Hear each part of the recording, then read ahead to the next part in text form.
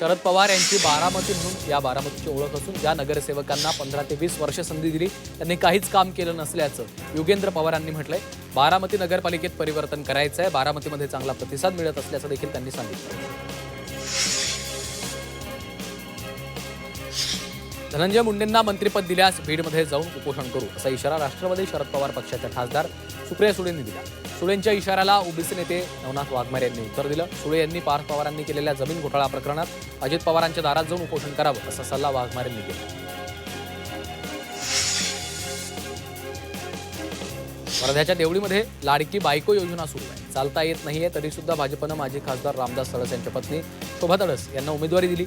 या निवडणुका कार्यकर्त्यांच्या आहेत, मात्र कार्यकर्त्यांना न देता स्वतःची बायको अध्यक्षपदाची उमेदवारी देण्यात आली अशी टीका काँग्रेस नेत्या यशोमती ठाकूर यांनी केली आहे।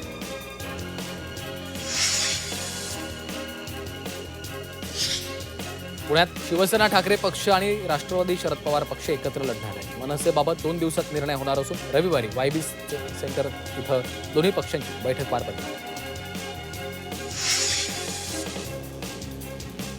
यवतमाळमध्ये नगराध्यक्ष पदाच्या उमेदवार प्रियदर्शनी उईके यांच्या प्रचारार्थ सिने अभिनेत्री अमृता खानविलकर यांची उपस्थिती होती।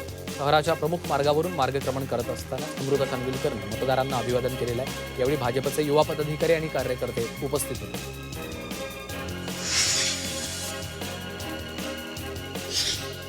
यवतमाळ नगर परिषद निवडणुकीसाठी एमआयएमचे नेते इम्तियाज जरीफ यांनी प्रचार सभा घेतली आहे। या सभेत त्यांनी सत्ताधारी महायुतीवर जोरदार टीका केली। यावेळी मोठ्या संख्येने कार्यकर्त्यांची उपस्थिती होती।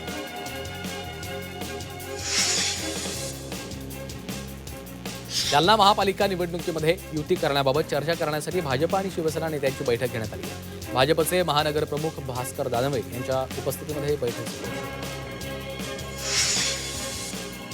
सांगली महापालिका निवडणुकीसाठी राष्ट्रवादीनं आता स्वबळाचा नारा दिला आहे। राष्ट्रवादीत मोठ्या प्रमाणामध्ये होणाऱ्या इन्कमिंगच्या पार्श्वभूमीवर राष्ट्रवादीला महायुतीत सन्मानानं वागणूक न मिळाल्यास सांगली पालिकेची निवडणूक स्वबळावर लढू असा इशारा भाजपनं दिलाय। शुक्रवारी मिरजेतील 16 आजी माजी नगरसेवक आणि 2 माजी महापौर पक्षप्रवेश करणार आहेत।